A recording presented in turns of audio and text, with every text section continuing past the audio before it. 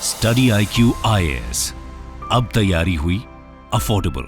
नमस्कार दोस्तों कल से पैन कार्ड के बारे में काफ़ी ज़्यादा चर्चा चल रही है। पैन का मतलब होता है परमानेंट अकाउंट नंबर। और देखिए, आप सबको पता ही होगा कि अगर आप देश में रहते हो, अगर आप इनकम टैक्स भरते हैं या फिर अगर मान लीजिए इनकम टैक्स नहीं भी भरते हैं लेकिन रिटर्न आपको फाइल करना होता है, भले ही अगर आपकी इनकम मान लीजिए 5 लाख के अंदर है, 7 लाख के अंदर है, तो आपको टैक्स नहीं भरना है, लेकिन स्टिल आपको रिटर्न भरना होता है। तो उस केस में भी आपको पैन की ज़रूरत होती है। आपको दिखाना होता है, सरकार को बताना होता है कि मेरी इनकम कितनी है, और उसके हिसाब से यहाँ पर डिसाइड होता है कि आपके ऊपर टैक्स लगेगा कि नहीं लगेगा।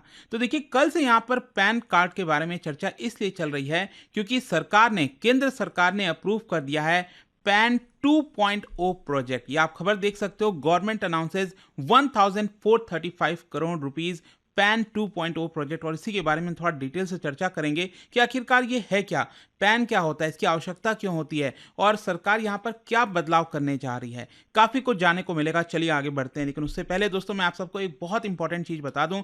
अगर आप यूपीएससी की तैयारी कर रहे हैं तो अपने यूपीएससी की प्रिपरेशन के दौरान ही अगर आप चाहें तो अपना जो पोस्ट ग्रेजुएशन का प्रोग्राम है वो भी कर सकते हैं स्टडी IQ के साथ।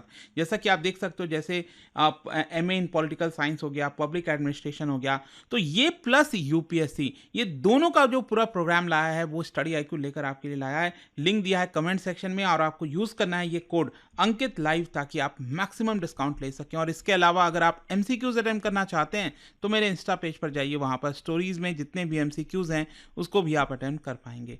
चलिए शुरुआत करते हैं, और सबसे पहले ये देखते हैं कि एग्जैक्टली हुआ क्या है। देखिए, यूनियन मिनिस्टर अश्विनी वैष्णव, उन्होंने कल अनाउंस किया कि जो कैबिनेट है, आपको पता ही है कि प्राइम मिनिस्टर के द्वारा जो लेड किया जाता है कैबिनेट, उन्होंने डिसाइड किया है कि पैन 2.0 लॉन्च किया जाएगा। और देखिए, यहाँ पर इसकी वजह से जो सिटीजन्स हैं, नागरिक हैं, वो थोड़ा सा कंफ्यूज दिख रहे थे। मैं देख रहा था सोशल मीडिया में, कोई कुछ बोल रहा है, कोई कुछ बोल रहा है। कई लोगों का कहना है कि आपको नया पैन कार्ड के लिए अप्लाई करना पड़ेगा, इसके लिए ये पेमेंट करना पड़ेगा।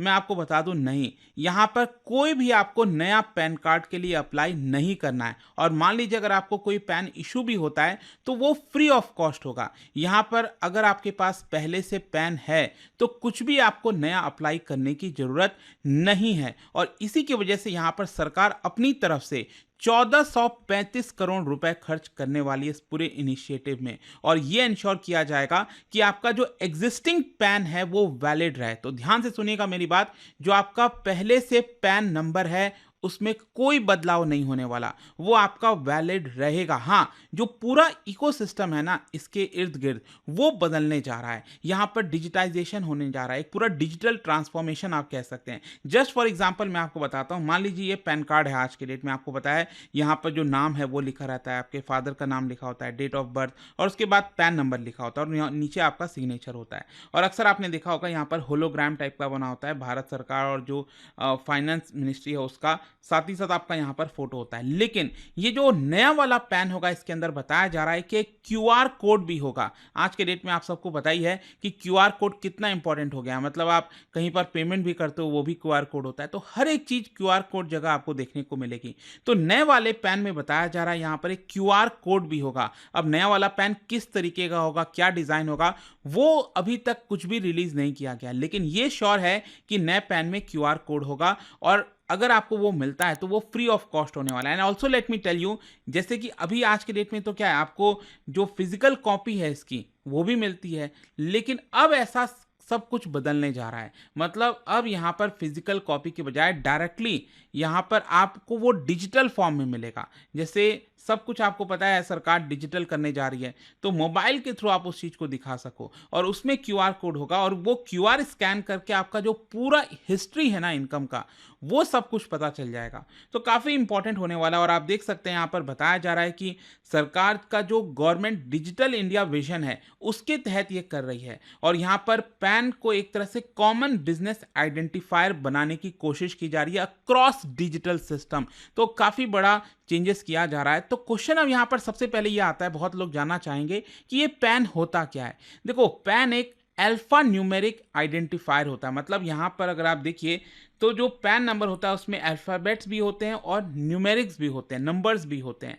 और ये बेसिकली लैमिनेटेड फॉर्म में आपको मिलता है, इनकम टैक्स डिपार्टमेंट के द्वारा इशू किया जाता है। अच्छा, ये जो पैन नंबर होता है कई लोगों को शायद पता होना ना, या फिर कई लोग जानते भी होंगे इस चीज़ को, कि ये टोटल 10 डिजिट का होता है। मतलब इसके अंदर अल्फ़ा न्यूमेरिक होते हैं, ठीक है? अल्फ़ाबेट्स भी होते हैं, न्यूमेरिक भी होते हैं। तो यहाँ पर क्या है ना, कि जैसे मान लीजिए फर्स्ट 3 ये जो अल्फ़ाबेट्स आपको दिखते हो, ये आपका सीरियल नंबर होता है, मतलब कि अलग-अलग दिया जाता है। ट्रिपल ए से लेकर ट्रिपल ज़ेड के बीच में कोई भी आपका ये हो सकता है, पहला 3 डिजिट। अब ये जो चौथा वाला जो डिजिट ये जो होता है ना, चौथा वाला जो अल्फ़ाबेट आप देख रहे हो, ये अक्सर आप देखोगे तो कहीं पर टी लिखा होगा, कहीं पर एफ लिखा होगा, कहीं पर एच। तो टी का मतलब हो गया ट्रस्ट। अगर कोई ट्रस्ट पैन ले रहा है सरकार से, तो वहाँ पर टी लिखा होगा, तो उससे आप आइडेंटिफ़ाई कर सकते हो। अच्छा, अगर मान लीजिए पी लिखा है, ज़्यादातर केस में आपको पी दिखेगा, क्योंकि ये पी इंडिविजुअल को जो है डिनोट करता है। कि जैसे अगर आप अपना भी पैन देखोगे, चेक करोगे, तो उसमें ये चौथा जो अल्फ़ाबेट है वो पी ही रहता है, क्योंकि आप एक इंडिविजुअल हो। हाँ, अगर आपकी कोई कंपनी है, कोई कंपनी पैन ले रही है, तो यहाँ पर पी की जगह वो सी लिखा होगा, आप देख लेना। फिर उसके बाद जो 5वां वाला अल्फ़ाबेट होता है, वो बेसिकली रिप्रेज़ेंट करता है आपका आखिरी जो सरनेम है, मतलब आखिरी जो नाम है, उसका पहला जो है अल्फ़ाबेट। जैसे मान लीजिए अगर मैं हूँ मेरा नाम है अंकित कुमार अग्रवाल, तो आखिरी जो सरनेम है मेरा, वो क्या है? वो है अग्रवाल। तो जो ए होगा अग्रवाल का, जो पहला वाला है, तो वो यहाँ पर लिखा होता है, ठीक है? ये 5वें वाले पर। और उसके बाद अगेन कुछ न्यूमेरिक्स वगैरह होते हैं जंबल किए हुए, तो ये आपको देखने को मिलता है। और इनकम टैक्स डिपार्टमेंट क्या करता है, ये जो पैन है उसको मॉनिटर करता रहता है। स्पेशली आपने देखा होगा, सरकार आजकल क्या करती है, कहती है कि अगर आप 50,000 से ज़्यादा का शॉपिंग कर रहे हो, कहीं पर ज्वेलरी वगैरह ले रहे हैं इतने का, तो आपको पैन देना होगा, तभी आप ले सकते हो, अदरवाइज़ आप वो नहीं ले पाओगे, राइट? तो इससे क्या करती है सरकार, मॉनिटर करती रहती है आपका जो भी ट्रांज़ैक्शंस वगैरह हो रहा है। मान लीजिए आपने सरकार को बोला था कि आपकी इनकम, सालाना इनकम है 10 लाख रुपए, और आपने उस साल खर्च कर दिए 50 लाख रुपए, तो सरकार आपसे पूछेगी ना कि आपके पास इनकम तो 10 लाख की हुई, आप 50 लाख कैसे खर्च कर दे रहे हो, राइट? तो आपको उसका जवाब देना पड़ेगा। तो इस तरह से कई बार सरकार ट्रैक करती रहती है चीज़ों को। और स्पेशली क्या हुआ है ना, आज के डेट में जो डिजिटल पेमेंट का ज़माना आया है ना, तो उसपे तो हर एक चीज़ ट्रैक हो जाता है। पहले तो क्या था, लोग कैश में सब कुछ खर्च कर देते थे कि भाई ये ले लो, वो ले लो। लेकिन अब तो क्या है, लोग ऑनलाइन ट्रांज़ैक्शंस करने लगे हैं, तो हर एक चीज़ ट्रैक होने लग गई है, और सब कुछ आपका इन्फॉर्मेशन सरकार के पास चला जाता है। तो यहाँ पर सरकार बेसिकली क्या करती है, आपका जितना भी ट्रांज़ैक्शंस है उसको मॉनिटर करती है, कनेक्ट करती है। Just for example tax payment हो गया, टीडीएस हो गया, टीसीएस हो गया। अच्छा, टीडीएस वगैरह क्या है? Tax deduction at source, tax collection at source. क्या होता है ना, इसके यहाँ पर टैन नंबर इशू किया जाता है, जो लोग इसमें डील करते हैं। टैन का मतलब होता है tax deduction and collection account number, ठीक है? तो जैसे कई बार आपने देखा होगा कि कुछ कंपनीज होती है, मान लीजिए आप कहीं पर जॉब कर रहे हो और आपको वहाँ पर मंथली इनकम है 1 लाख रुपए, तो आपके अकाउंट में क्या पूरा 1 लाख आ जाता है? नहीं, अक्सर आपने देखा होगा वहाँ पर जो कंपनी है वो पहले से टीडीएस काट लेती है, मान लीजिए 10%। तो 1 लाख का 10% हो गया 10,000 रुपए। तो कंपनी क्या करेगी, 10,000 टीडीएस काट लेगी। तो जब ओवरऑल जब आप अपना इनकम टैक्स रिटर्न भरोगे ना, तो मान लीजिए अगर आपका इनकम टैक्स कम आ रहा है और आपका टीडीएस ज़्यादा है, तो आपको रिफंड मिलता है, ठीक है? अक्सर आपने देखा होगा। तो वो टीडीएस वगैरह जैसी चीज़ें होती हैं। फिर यहाँ पर पैन जो है वो सर्व करता है एज़ अ यूनिक आइडेंटिफायर, मतलब जो टैक्स डिपार्टमेंट है और आप एक जो पर्सन हो, उन दोनों के बीच का लिंक होता है, ये जो पैन है। और पैन इंट्रोड्यूस करने की वजह से यहाँ पर बहुत सारे डॉक्यूमेंट्स, एक्टिविटीज़, वो सब कुछ कनेक्ट हो गई हैं। चाहे वो टैक्स पेमेंट हो, असेसमेंट हो, डिमांड्स हो, सब कुछ। और इससे भी बड़ी बात है कि यहाँ पर देखिए, अक्सर आपने देखा होगा, मान लो किसी को लोन चाहिए। अब लोन चाहिए तो मतलब मान लीजिए कोई बैंक है, आपने अक्सर देखा होगा क्रेडिट स्कोर के बारे में। तो कहीं अगर आपको कोई लोन दे रहा है, तो वो उसको भरोसा होना चाहिए ना कि कल के डेट में आप दे पाओगे कि नहीं वापस लोन। तो वो आपकी हिस्ट्री जानते हैं पैन के माध्यम से, कि पहले आपने किससे कितना लोन लिया हुआ है, क्या आपने उसको रिटर्न किया है कि नहीं। तो बिजनेस एक्टिविटीज़ वगैरह में भी काफ़ी आसानी होती है because of this. So this system aids in identifying tax evasion. तो यहाँ पर काफ़ी हद तक सरकार जो है इस चीज़ को आइडेंटिफाई करती है। खैर, यहाँ पर क्वेश्चन ये है कि ये जो पैन 2.0 प्रोजेक्ट है, ये एग्जैक्टली क्या है? देखो, अभी तक सरकार ने कोई बहुत बड़े स्तर पर इसके बारे में डिस्कशन नहीं किया, लेकिन हाँ, सरकार का ये कहना है कि ये एक ई गवर्नेंस प्रोजेक्ट है। मतलब अभी जो चीज़ें चलती आ रही हैं उसमें सरकार डिजिटल ट्रांसफॉर्मेशन लाना चाहती है।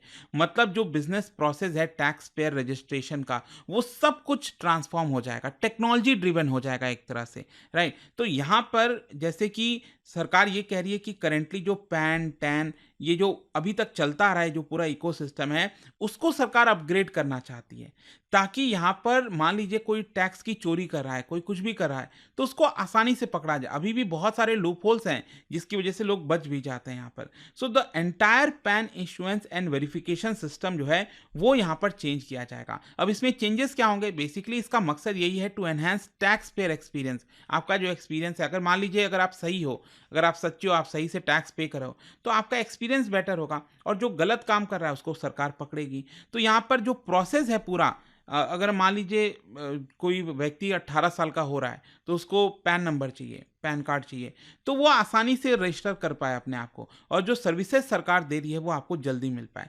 फिर इसके अलावा डेटा कंसिस्टेंसी, यहाँ पर क्या होगा, सरकार इसके माध्यम से और ज़्यादा चीज़ों को रोबस्ट बनाएगी। मतलब आप जो भी खर्च वगैरह कर रहे हो, आपका जो भी ट्रांजैक्शन हो रहा है, वो आपका आपके पैन से लिंक हो जाएगा। फिर इसके अलावा यहाँ पर सरकार का कहना है कि हम इसको पेपरलेस सिस्टम बनाने जा रहे हैं। पेपरलेस मतलब जो मैंने आपको बताया ना कि अभी आपको फिजिकल कॉपी मिलती है इसकी पैन की, वो अब से बंद हो जाएगी। फिर यहाँ पर सरकार पैसा बचाएगी और सब कुछ डिजिटल होने वाला है। फिर इसके अलावा डिजिटल होगा तो जाहिर सी बात है कि सिक्योरिटी बहुत इंपॉर्टेंट है, साइबर सिक्योरिटी। तो सरकार का कहना है कि हम डिजिटल इंफ्रास्ट्रक्चर को भी और मजबूत कर रहे हैं, रोबस्ट बना रहे हैं, ताकि किसी भी चीज़ की चोरी ना हो। और स्पेशली आप देखते होंगे आज के डेट में आपके पास इतने कॉल्स आते हैं, इतने फ्रॉड कॉल्स आते हैं डेली बेसिस पर कि आपका इंफॉर्मेशन उनको पता होता है। तो कहीं न कहीं सरकार उस इन्फॉर्मेशन को प्रोटेक्ट करना चाहती है। तो ओवरऑल आई होप आपको समझ में आ गया होगा कि जो पहले आपका पैन है वही है, उसमें कोई बदलाव नहीं होने वाला।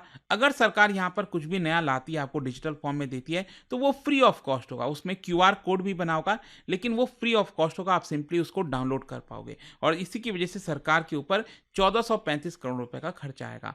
खैर, क्वेश्चन अब ये भी है कि अभी तक सरकार ने कितने पैन इशू किए हैं। मैं आपको बता दूं, ये जो पैन इशू किया जाता है, इट इज एज पर 1972 का जो इनकम टैक्स एक्ट है, उसके अंदर है सेक्शन 139A, उसके तहत किया जाता है। और अभी तक देश में 78 करोड़ पैन कार्ड इशू किए जा चुके हैं। जी हाँ, 78 करोड़, जिसमें से 98% इंडिविजुअल वाले हैं। मैंने आपको बताया ना कि पैन नंबर में एक कंपनी अगर ले रही है तो सी लिखा होता है उसमें, पांचवां वाला डिजिट, पांचवां वाला जो अल्फ़ाबेट होता है। तो यहाँ पर जो इंडिविजुअल है उसमें पी लिखा होता है। तो 98%, ये 78 करोड़ में से 98% इंडिविजुअल्स हैं, और फिर बाकी ट्रस्ट कंपनीज वो बाकी के हैं। अच्छा, एक चीज़ जाने से पहले मैं आपको ये भी बता दूं, इस बार जो आईटी डिपार्टमेंट है वो एक्सपेक्ट कर रही है ये करंट फाइनेंशियल ईयर में 2024-25 में कि जो डायरेक्ट टैक्स कलेक्शन है वो 22 लाख करोड़ से ज़्यादा का होगा। अभी तक मैं आपको बता दूं 1 अप्रैल से 10 नवंबर के बीच में यहाँ पर जो भी कॉर्पोरेट टैक्स इजाफा हुआ है उसमें 15% का इजाफा हुआ, और जो पर्सनल इनकम टैक्स है उसमें 12% का इजाफा हुआ। सॉरी, कॉर्पोरेट टैक्स और पर्सनल इनकम टैक्स दोनों मिलाकर 15% का इजाफा हुआ है, और ये पहुंच गया है 12 लाख करोड़। और सरकार का यहाँ पर जो टारगेट है ना 22 लाख करोड़ का, ये करंट फाइनेंशियल ईयर में, इसमें से 10 लाख करोड़ सरकार कॉर्पोरेट टैक्स से जुटाना चाहती है और 11 लाख करोड़ रुपए पर्सनल इनकम टैक्स से। तो ये सब कुछ डायरेक्ट टैक्स होता है, और जो जीएसटी है वो आप सबको पता है वो इनडायरेक्ट टैक्स है, हम उसकी बात नहीं करें वो, क्योंकि वो एक अलग मामला है, उसमें जीएसटी नंबर वगैरह आता है, वो सब कुछ अलग हो गया। खैर, जाने से पहले आप सभी के लिए एक इंटरेस्टिंग क्वेश्चन, क्या बता सकते हो भारत के अंदर किस प्रकार का टैक्स सिस्टम पाया जाता है? ये आपको बताना है। जो सरकार लगाती है ना यहाँ पर, जैसे मान लीजिए अगर आपकी इनकम 7 लाख 5 लाख से ज़्यादा है तो यहाँ पर आपको 5% इनकम टैक्स देना होता है, 7.5 लाख से ज़्यादा है तो 10%, फिर यहाँ पर 15%, 20%, 30% ऐसे। तो ये जो टैक्स सिस्टम है उसको क्या कहते हैं, किस प्रकार का है ये? इसका राइट आंसर आप सबको पता है, मेरे इंस्टाग्राम पर तो मिलेगा ही, वहाँ पर अगर आप नहीं हो कोई बात नहीं, टेलीग्राम से ले सकते हैं इसका सही उत्तर। मैं कई सारे जो एमसीक्यूज हैं वो यहाँ पर स्टोरीज में डालता रहता हूँ। अगर आपको पीडीएफ चाहिए तो टेलीग्राम पर आइए, अलग अलग सोशल मीडिया पर आप जुड़ पाओगे। और जैसा मैंने आपको बताया, अगर आप यूपीएससी की तैयारी करें तो साथ ही साथ आप अपना पोस्ट ग्रेजुएशन भी कर सकते हैं। एक रिकॉग्नाइज्ड यूनिवर्सिटी का आपको सर्टिफिकेट मिलेगा, तो एक बहुत अच्छी अपॉर्चुनिटी है। आप यूपीएससी प्रिपरेशन के साथ साथ आपको एक डिग्री भी मिल जाएगी। और जाने से पहले एक इंटरेस्टिंग क्वेश्चन के उसका आंसर आप कमेंट में जरूर दीजिएगा। Hope to see you soon guys, and thank you so much. Study IQ IAS, अब तैयारी हुई अफोर्डेबल।